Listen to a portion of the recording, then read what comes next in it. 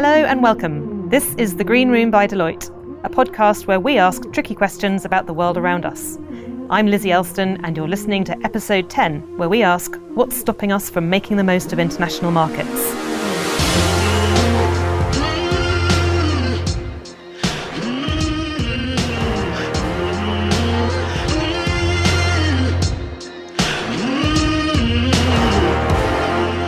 So here today with Ethan. Hey Ethan, how are you?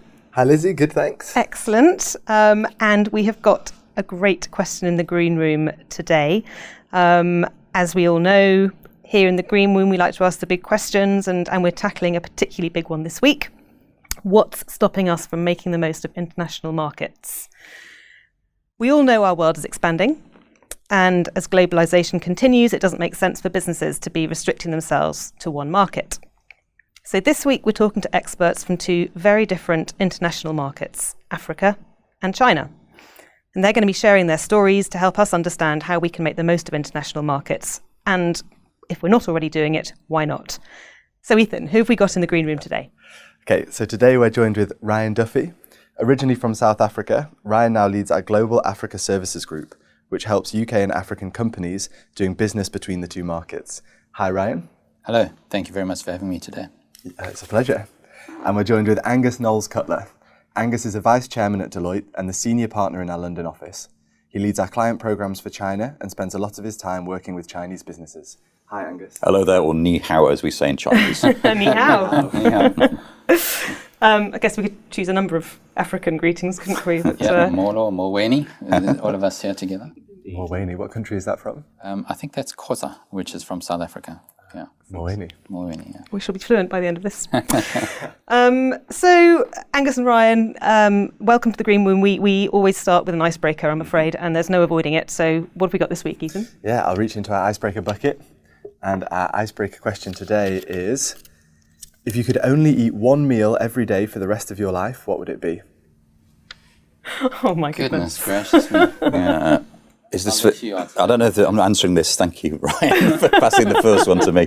I know, almost literally a hospital pass. I don't know if I'm eating this one meal for health or for pleasure. If it was for pleasure, I'm afraid it would be lobster. Oh, yes. I kind of adore lobster, and my wife's family is from Maine, so every time we go to Maine in the summer, we always have lobster. Interesting fact about lobster, though, is that it's on the Maine statute books, the legal system of Maine, that prisoners in Maine state penitentiaries are only allowed to be fed lobster once a week, because in the old days it was cheap as chips, okay. and they were fed lobster every day. But I would opt for lobster every day. Thank you very much. Yeah, I don't know if I can beat that one, but yeah, it's a good one. Right. Well, I think as a true South African, my one meal of the day would be a steak. I really enjoy red meat, so my cut of choice would be a fillet. Actually.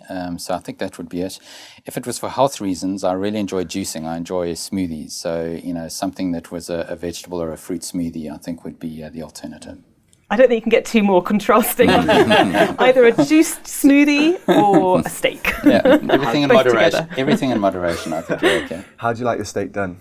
I like it medium rare. Yeah, same. I think you've picked my perfect answer. I was thinking just a really well done medium rare fillet steak is perfect. Apologies to any vegetarians who are listening not really on to trend this conversation.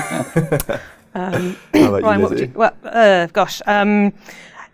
am I allowed to choose a meal where I also get to choose my location? Because I think my favourite meal would be sort of fresh breads and cheeses and smoked meats and sitting on a balcony in Tuscany looking out over the vineyards. If I could do that every day, I'd be happy with that meal. And I presume you'd have a liquid beverage of sorts. A liquid beverage of some sort, yes. Okay. Something, I don't know, Chianti comes to mind. Okay, got it. But, So let's kick off this week's podcast. And Angus and Ryan, perhaps we can just kick off with this idea of globalization. How has globalization changed the way we do business? Shall I start, Ryan? Go for it. So, my first job, believe it or not, was as an analyst with a strategy firm 35 years ago. My first job with that strategy firm was the acquisition by Guinness, as was, of Distillers, which is a beer company buying a whiskey company. And a lot of the driver behind why they were doing that was to expand into new markets. So I've grown up in the last 35 years, mostly in my world of mergers and acquisitions, which is what I do for a living. in a world where we've taken globalization for granted. So most of my work has been cross-border. A lot of my work's been about helping our clients expand into new markets. So it's almost second nature, globalization. I think what's interesting now behind the question is, in the last few years, things have been happening in the world where for the first time people have been asking big questions about whether we should really globalize. And some governments are actually looking like, significant governments are looking protectionist. So it's for the first time in my long working life that I'm seeing potentially a tide turn against globalization. Which is concerning. Which is concerning, and I think it would be worth us having a think about why the tide's turning against globalisation, and why leaders of some big countries are getting elected or supported on a manifesto actually halting globalisation and actually being more protectionist. That's right. What is it about international markets that are so important for UK businesses? Well, I think when you reflect on the UK as a country, it's central to the global financial establishment. It's a transitory economy. There are lots of people coming through it, and when you look at the UK as well, it doesn't have any obvious industry. It's a services organisation, so it's a consumer. It needs access to the global markets in order to survive, in my opinion. So from a policy perspective, it needs to do the exact opposite to what Angus has just mentioned. It needs to encourage investment, and it also needs to seek investment in global markets. And Ryan's absolutely right. At Deloitte, we did a study a couple of years ago where we looked at different rival cities around the world. So New York, Paris, Shanghai, Tokyo, you name it, and obviously London as well. And what we found was that by a number of measures, by the number of people abroad in senior positions, in leadership positions in a city, or the number of people who've worked in a city and or studied in a city and now in leadership positions abroad, London is by far the outlier in terms of the most global city on earth. So, we're talking about the UK, but if I spoke specifically to London, London is built on trade and the export of services. It's interesting in the debate we're having at the moment, obviously big debate about Britain's role in the future world. I think there's got to be a worry in our sort of business and the financial services businesses that we're getting a little bit forgotten, and these sectors are actually invisible exports, but we know that net they're bringing in about £100 billion a year into the economy. So it's not good news if the world turns protectionist for our country. Absolutely right. And I think it's interesting you mentioned that London was the most global city possibly in the world. So I guess our kind of question of the week, there's a built-in assumption that we're not making the most of opportunities around the world. Do you think that's fair? And if so, why are we not making the most of those opportunities? I think the implicit suggestion is right. I mean, there are lots of businesses that are global businesses with global know-how in Britain, and they tend to be the larger businesses. There's a whole kind of mid-range of businesses and smaller businesses that actually struggle to get access to markets. And I think it's a combination of things. One, it's confidence. Two, it's know-how. And of actually how to enter markets and how to enter markets safely. Through its financing of taking risks in new markets.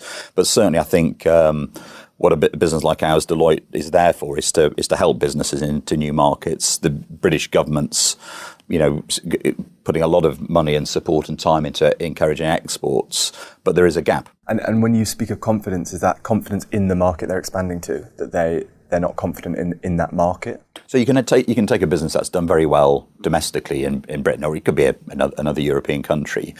But it's if you put yourself in the shoes of a kind of young entrepreneur who's been successful, moving to the next stage of actually playing on a wider world stage, you've got some big questions to ask. Where? And then how to enter. Do I enter organically? Do I find a local partner? Do I buy something? So you're moving to the next stage of your development, and it can be a bit scary. Absolutely.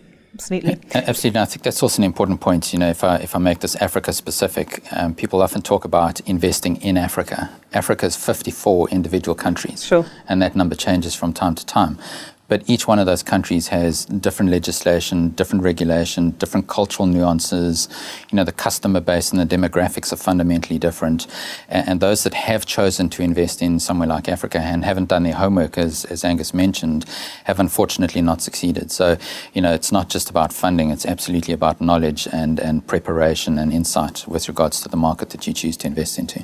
And when you're talking about that sort of preparation, how does a business go about identifying the market and then actually doing it and getting into a new market?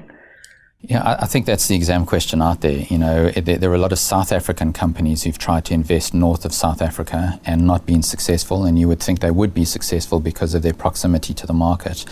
I think getting credible data is very important. Who you get that data from, I think there are lots of agencies out there who can give you data. Certainly organizations like Deloitte have that data available.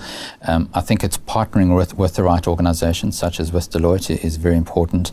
But also when you invest in that country, it's understanding who you're investing with. Unfortunately, Africa has a notorious reputation for corruption and the like, and so transparency with regards to the business that you're investing into, the way you structure it, the way you negotiate, I think is very key. So finding the right partner is important. How to do that is the exam question. I'm not sure I've got the right answer at this moment. I mean, it's interesting your point about Africa having that reputation and around corruption, etc. But I imagine things have certainly got better over the years. What's sort of the trajectory for Africa? Absolutely. I think the outlook's very positive for Africa. I don't know if you've heard of the Mo Ibrahim Index. There is an index out there which measures the success of governments, and it's starting to gain a lot of prominence because governance is very key to a government's success. If we look at the recent elections in South Africa, Cyril Ramaphosa has gone out there and said we fundamentally need to change the view of the government, our ability to deliver, and we need to root out corruption. So I think it's top of mind, but for some countries it's cultural, and so it will take a long time to root that out.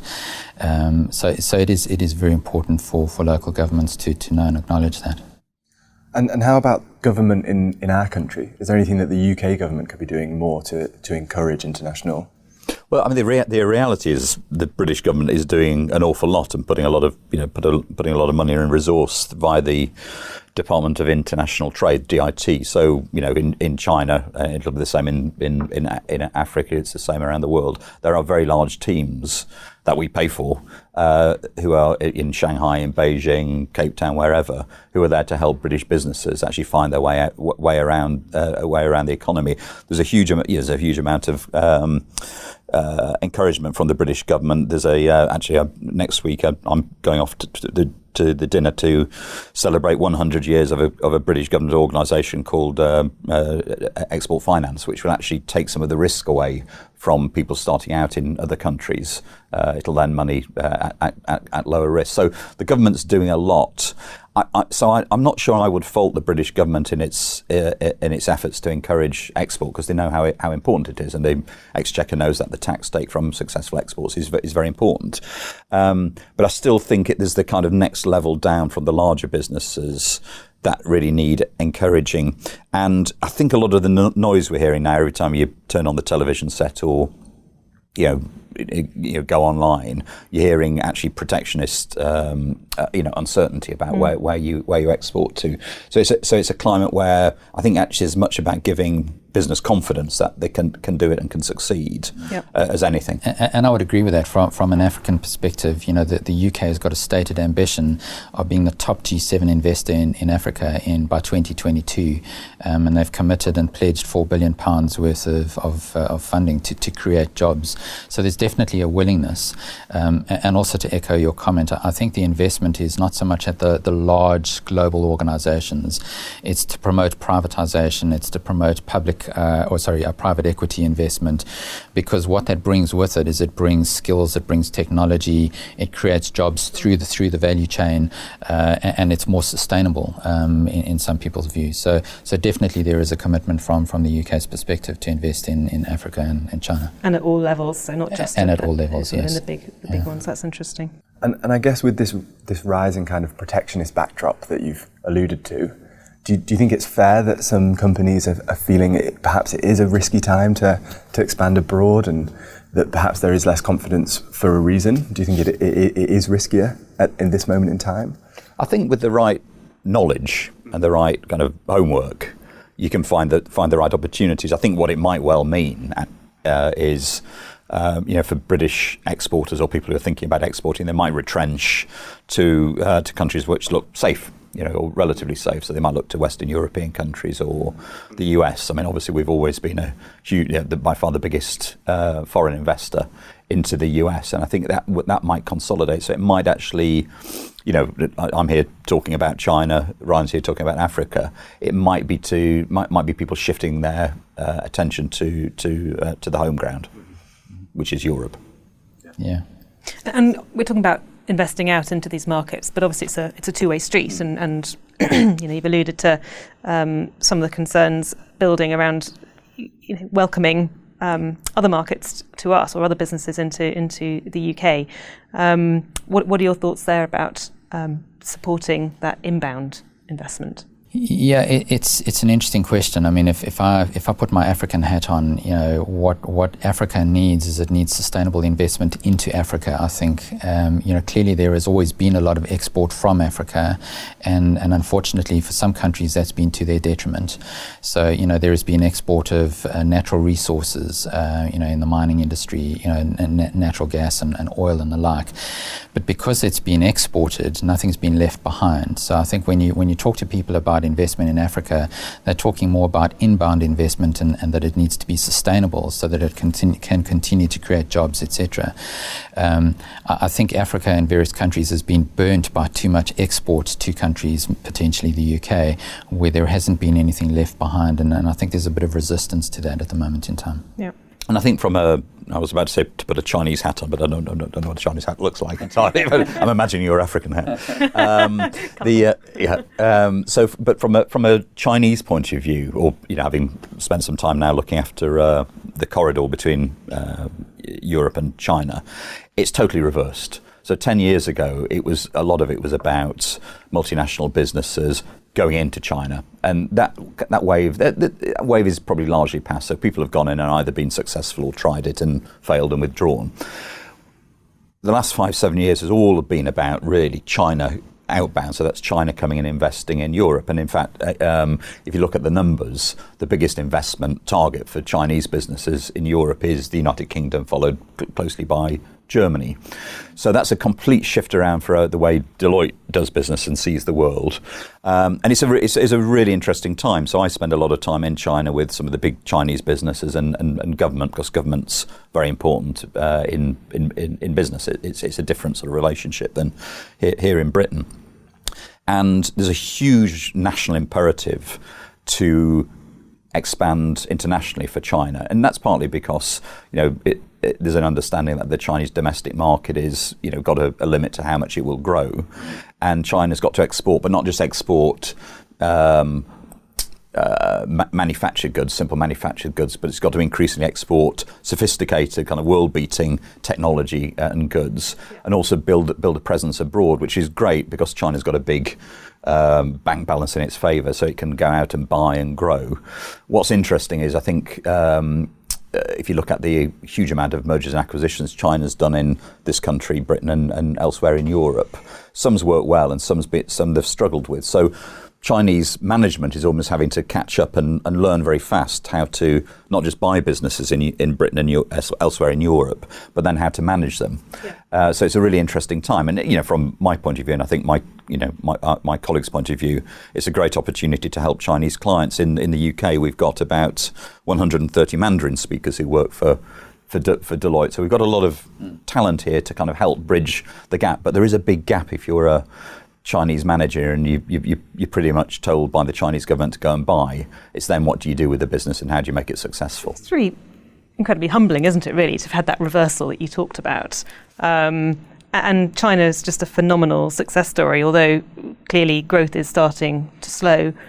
How much of a concern do you think that is to China? That's a really good question. I mean, the level of Chinese growth even slowing is something that we'd all kill for in Europe or the United States. So it's still growing. It's still growing very fast. And obviously, what the Chinese government, Chinese businesses have realised they've got to do is to go abroad. Right. At a more sophisticated level. So China's got a number of policies which are I'll mention two, which are central to keeping growing, keeping stimulating growth. One is Made in China 2025, which in short, and I probably will do China injustice here, but in short actually says that by 2025 in 12 strategic sectors, China wants to be a world leader and in fact be pretty much self-sufficient domestically. So there's a real focus on a strategy that says we're going to be the biggest manufacturer and user of robotics, for instance. Or we're going to be the leader in clean energy because China needs environmental products, but also wants to export them. Or we'll be the leader in electric vehicles because we're the leader in battery technology. So there's a very, very clear strategy of catch up and overtake from the Chinese government. That's one policy. The other one I should mention, and I think probably many of our listeners will have heard of it, is the Belt and Road Initiative, which was launched by Premier Xi, the current leader, earlier in his premiership. And essentially it says China needs to build its links, both physical, business, cultural, across a kind of band around the world, which kind of mimics what the old Silk Road that Marco Polo kind of went up and down a long time ago. And that's a central core to the Chinese view that they need to be more of an international economy.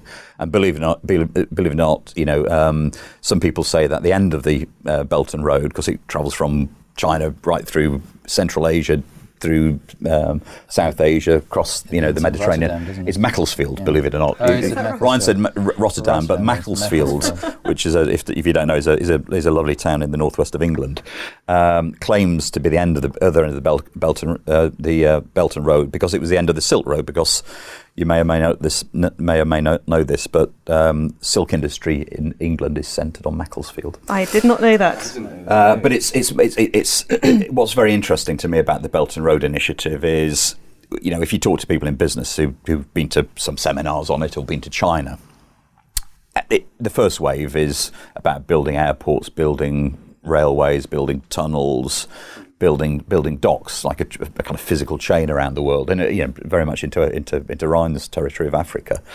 And what I think is going to come and really surprise us, from my kind of visits to China, is the second wave is what they're calling the digital Silk Road, which is actually not physical. It's actually taking the hugely advanced Chinese digital economy. Because if you go to China, you'll see Chinese people just live their lives more than we do on their smartphones, taking those models where you've got products cheaper, easier, better.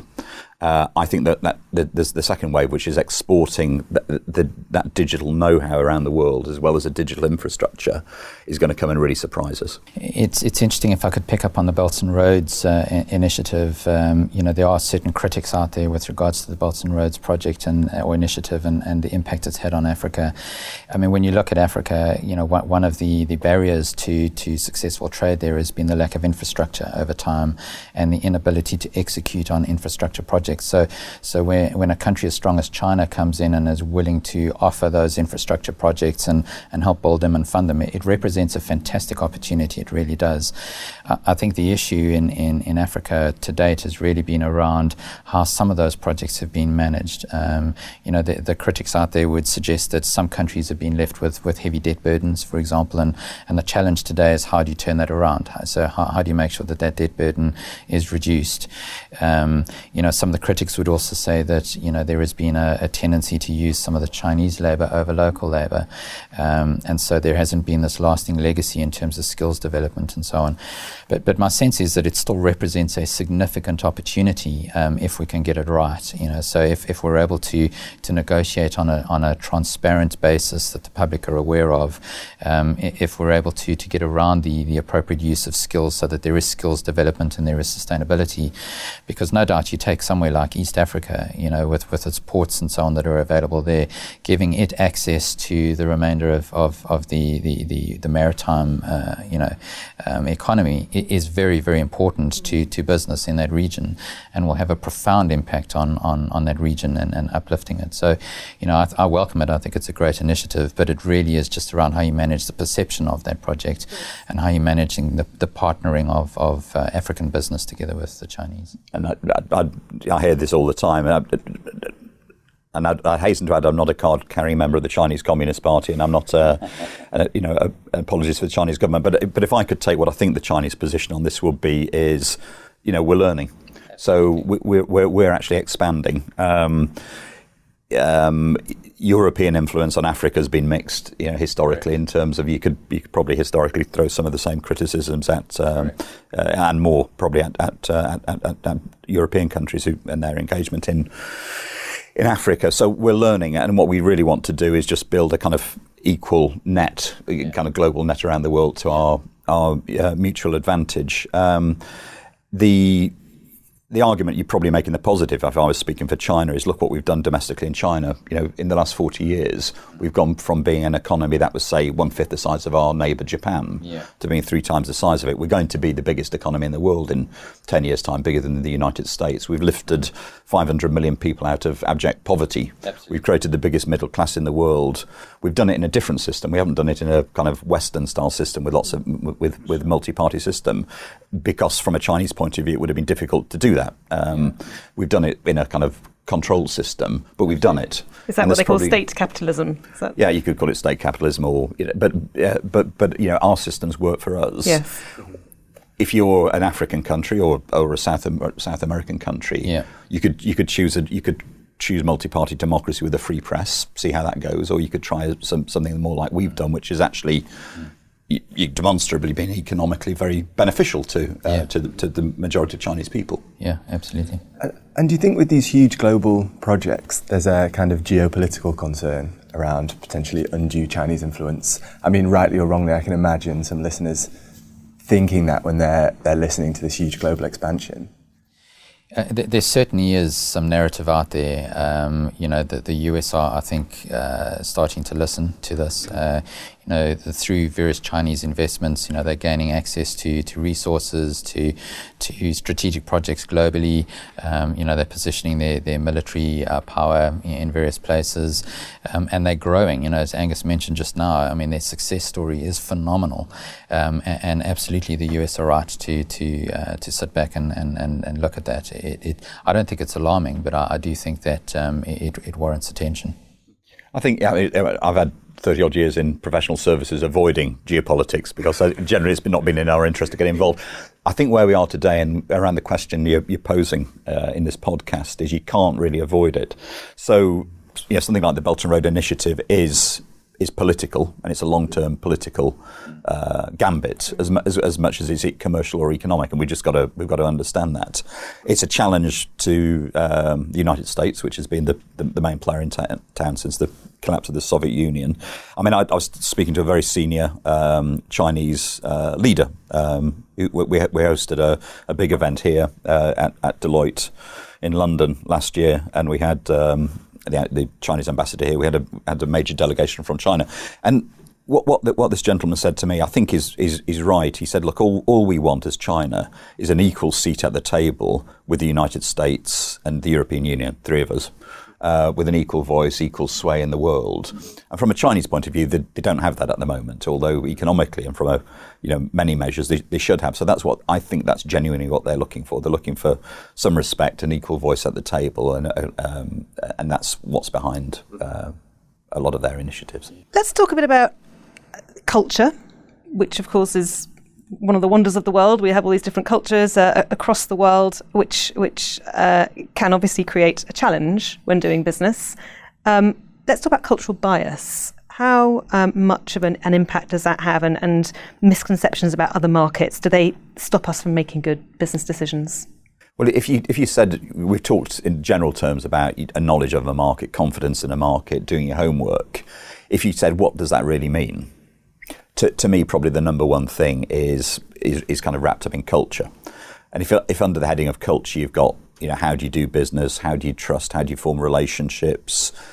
How do kind of networks work? How do you influence government? If that's all wrapped up broadly in culture, that's the first thing to know and understand. And if you don't feel you're going to have the confidence or the knowledge to do that, or a local partner to help you do that, walk away and find somewhere safer and find somewhere where you do understand. Because having lived in a world of mergers and acquisitions cross border for 35 years, on a number of occasions, I've said to clients, I think this is a step too far, or you see assumptions being made that what happens in my country is going to go in a far-flung place, and you just really want your client to walk away. Often they don't, because they're caught up in the thrill of the deal. Yeah.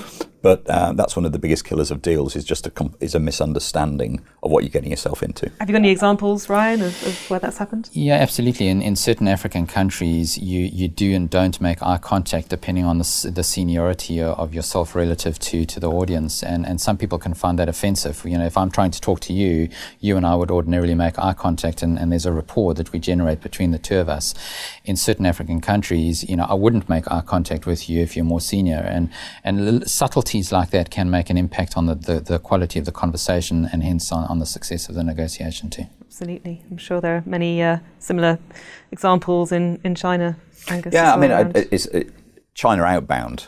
So China coming into the UK. I mean, we go on our culture awareness courses in China. You scratch the surface, and you learn how you handle people's business cards, and you don't just chuck them in your pocket. Absolutely or whatever. Not. So you can do those courses, but there's some kind of basic kind of things you need to understand about China, but vice versa. And I think a lot of Chinese business people have actually are sensitive to the differences of how we operate here. But I've had examples of Chinese client who wants to win a major infrastructure project in the UK, break into the UK for the first time, and just explaining basically the different way that Britain works to China is illustrative, and it's a bit jaw dropping. So we've had to explain that to build this particular piece of infrastructure, we'll need planning permission from a local authority in the middle of England, and that the local planning officer may or may not object to it. And of course, this is just not the way China operates, because 4 or 5 years ago, Premier Xi came over and met our then Prime Minister, and they promised a golden age of cooperation. So in China, one phone call from Beijing, everything's kind of sorted out. In Britain, the way our system works is different, because there's local representation. So just these major differences in actually understanding how our systems work both ways are some of the big stumbling blocks. Yeah, interesting. I think linked to this kind of culture piece, I feel that with Africa, sometimes there's a misconception from the West. You spoke earlier how Africa is 49 countries with each individual nuances, a huge continent, and then you have the misconception sometimes portrayed from charities with the kind of Live Aid view of Africa. Yeah. But actually, if you scratch a bit below the surface, there's this explosion of entrepreneurship in Africa. Absolutely. So maybe if you could speak a bit about some of the opportunities and the growth in Africa at the moment. Absolutely right. I think when you look at Africa, as you mentioned, 54 countries, it's got a population of about 1.2 billion people, and there is a significant opportunity for entrepreneurship. If you look at East Africa, one of the success stories there was M-Pesa, which effectively is a form of banking where you don't have a branch network, and people don't necessarily have an ability to go to an ATM and draw cash. So they generated an opportunity where you can actually pay for things through your cell phone, because most people had cell phones. And that level of innovation and ingenuity is now something that is of envy, and a lot of other organizations, countries are trying to replicate that. So yes, absolutely, when you look at parts of Africa on the television, it looks really poor and downtrodden, but there is a phenomenal opportunity there through entrepreneurship, through innovation. And something else which is, I don't think commonly known, is when you look at a lot of regions around the world, the demographic in those regions is one of an aging population. And when you look at Africa, it has a growing population that is able to work, is of working age. And I think if you can introduce technology and innovation in a country that's got a growing population of people who are able to work, there's a fundamental opportunity there for entrepreneurship and innovation and all the rest.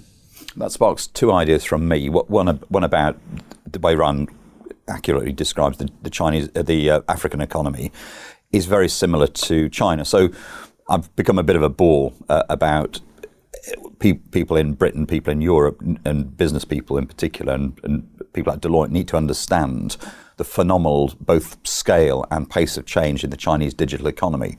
So when you go to China, you don't see cash. When you go to China, you don't see credit cards. You see everybody communicating on more than us on smartphone on a vast scale. 1.4 billion Chinese people on their smartphones. You see people transacting on their smartphones. They're shopping on their smartphones. They're banking on their smartphones. They're falling in love on their smartphones. They're seeing their doctor on their smartphones. You meet anybody, do you? so it's this massive digital economy and obviously within that there's a lot of Chinese entrepreneurship, and so there's a different attitude towards the personal privacy of data as well. So you've got a country there with these massive models, which I think are exporting already. And the majority of the world isn't like us in Britain or the US. They don't have a legacy, like China does not either. They don't have a legacy of lots of shops. They don't have a legacy of shopping chains, high streets, retail banks. So every time we open the paper and we see another high street chain closing down, that wouldn't happen in China because there isn't the legacy. So they've hopped, skipped and jumped over some of our previous developments straight to living their lives on the smartphone. Now that, to me, is the other side of what Ryan's describing, because the Chinese have actually got something very exportable to other fast emerging markets, whether it's in Africa, South America, South Asia, and that's what the Chinese are doing. So I think we will see our economies really disrupted by some great new business models that we don't see coming. I hosted an event in our Deloitte Academy here in London in February for British business leaders, just to look at what's happening in China, and I think people went away pretty shocked and surprised. So the Chinese digital economy is spreading very fast, and I think we need to anticipate it. Second point was demographics. Interestingly, this is where Africa and China are different.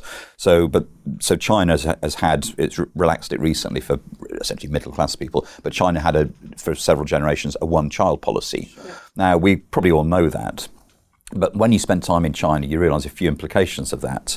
The first implication is that, it took me a while to work this out. When I meet Chinese business people on the other side of the table, I meet more women than I meet if I'm having the same conversations in Britain. There are more women in senior positions in China, and I tried to understand that. And Chinese colleagues actually have got a very simple explanation. If you only have one child, that child is 50-50, more or less, going to be one or the other gender. Yep. And that child is vastly important to you in terms of pouring everything you've got into their education, their advancement. Because in your old age as a parent, because there isn't the social security network, old age pensions, etc., the success of that child is reliant. So there isn't a conscious or unconscious gender bias, because if you've got a young woman, she's as important to you as having a son.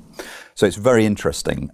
Second point that comes out of that is there's a lot of pressure on our generation, your generation of Chinese, because you're supporting two single-parent parents who are supporting their single-parent grandparents, and the success is down to you. So it's a very interesting social aspect to it. So whilst in Africa, Ryan, you've got these kind of expanding populations, China's got another set of issues through its static size of population. Mm-hmm.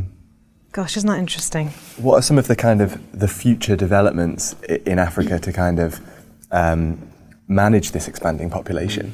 Well, I think when we look at the opportunities within Africa, you have got a move to privatise some of the state-owned enterprises that have existed over time. There is a view out there that some of these assets have been underproductive. They cost the fiscus an enormous amount of money, and so there is a move to privatise these. And so there is a massive opportunity for investors to come into Africa and to participate in that journey. And as I mentioned earlier on, when you start privatising some of these assets, so you create job opportunities down the value chain, and so on. I think one of the big opportunities, however, in Africa is around education and healthcare. So, unfortunately, some of the stats around Africa when it comes to literacy rates and mathematics, they're not very high. And if we're able to change that trend, if we're able to invest somehow in education, whether it be through mobile technology or other, to uplift, this working class that is growing, there is a massive opportunity there. And similarly in healthcare, healthcare in many countries is substandard, it's government subsidized, and there is a very real moral and commercial opportunity there for companies who are able to invest there. So I would say in the immediate term, those would be two, and potentially the third one would be around energy, which turns to infrastructure, as Angus was mentioning earlier on. Some of the countries don't necessarily have the right capacity when it comes to energy, and that's a significant hindrance to economic growth. So just in summary, I would say those three would be around education, healthcare, and energy. I think from a Chinese point of view, education is massively important, and the Chinese understand it's massively important, and they've got a long Confucian tradition of respect for education. Our calculation is that 600,000 Chinese students have been through British universities or schools, so a lot have benefited and taken advantage of the British education system. The Chinese middle class of 240 million spent 30% of their disposable income on educating their child. There's been a huge explosion of private education in China, and the average day fee for a Chinese student, if you're studying at a private school in Shanghai or Beijing or Guangzhou, is £30,000 a year. So people put a lot of money into their child's education for the reasons we've discussed. So Chinese see education as paramount.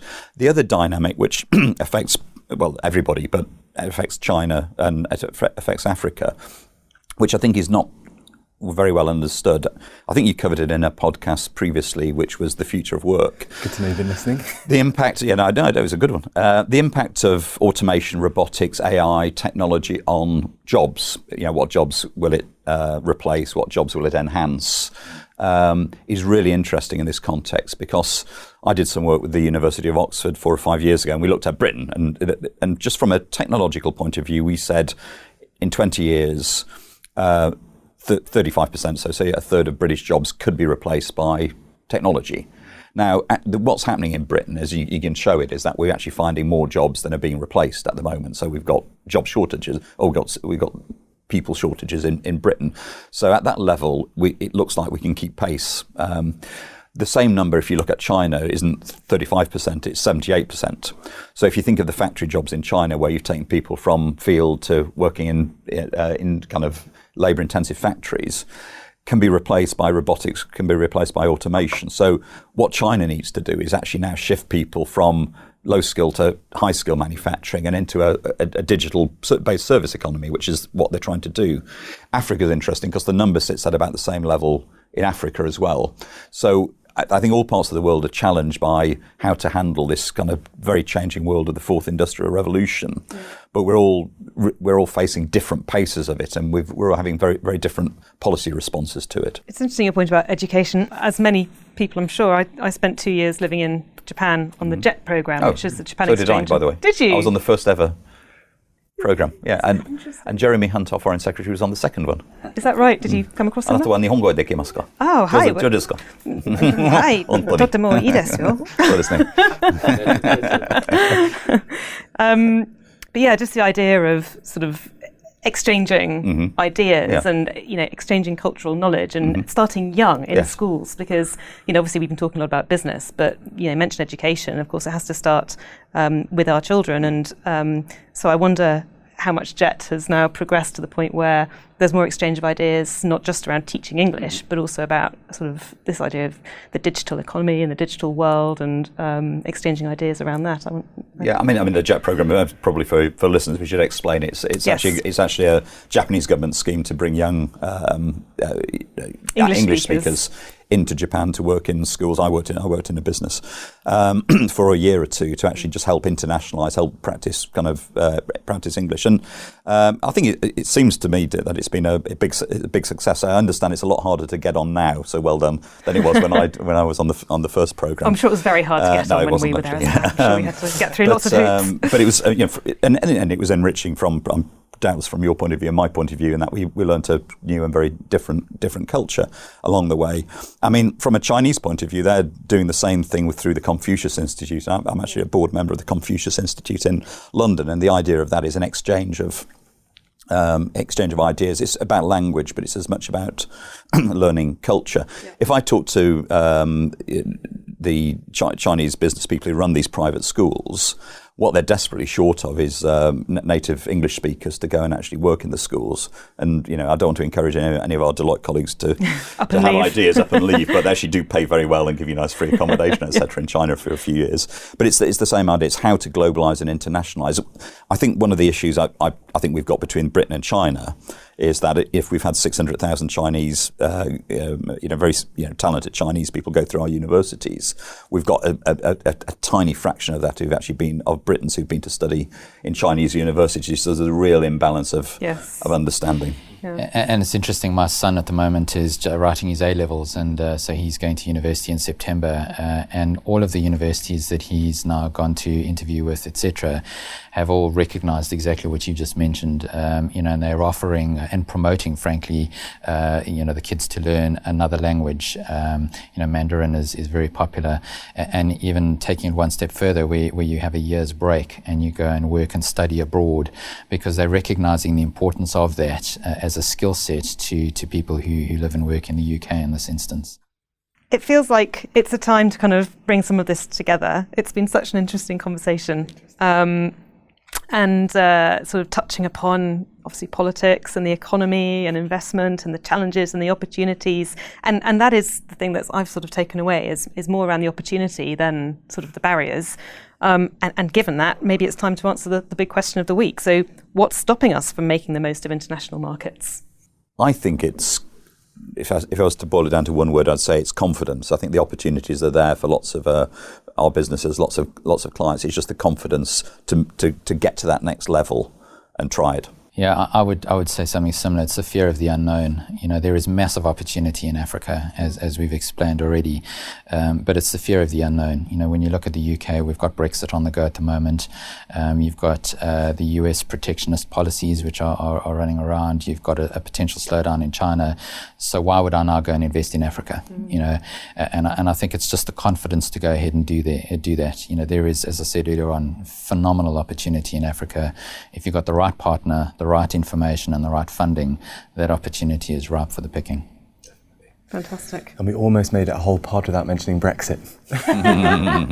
It was implied at various points. Angus, Ryan, thank you so much for joining us today. Enjoyed it. It's a lot of fun. Thank you very much for your time. Thanks. too. Great to meet you both. Great to meet you. Thank you. Thanks, Angus. Thanks for listening to this episode of The Green Room by Deloitte. Next time, tune in as we ask our next big question. This podcast is produced by our very own pod squad and hosted by George Parrott, Lizzie Elston, Ethan Worth and Dara Latinwo. Thanks to our creative studio for their technical support. Original music by Ali Barrett from our consulting team.